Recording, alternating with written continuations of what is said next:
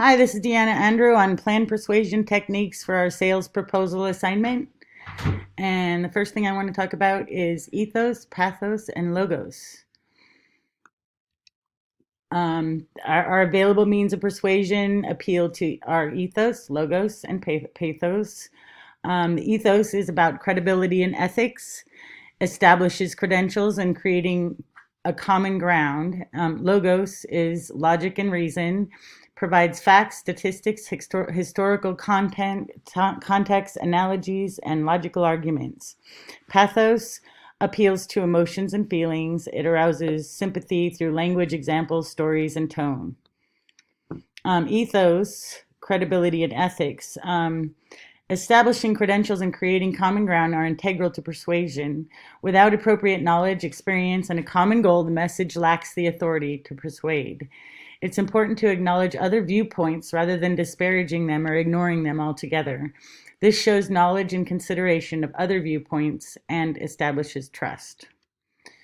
Logos pertains to logic and reason. It provides facts, statistics, historical context, analogies, logical arguments, and avoids generalizations to avoid empty claims. The most persuasive arguments show proof through data and hard facts to support and a proposed solution. Pathos is emotions and feelings. It arouses emotions and sympathy through language, examples, stories, and tone to demonstrate the problem and why the proposed solution is the best. It's difficult to come up with an original metaphor or images to demonstrate the problem and why the proposed solution is the best. I hope to draw on the transformation story model to share a story that's relevant to the goal and the audience and describe the action that solves the problem.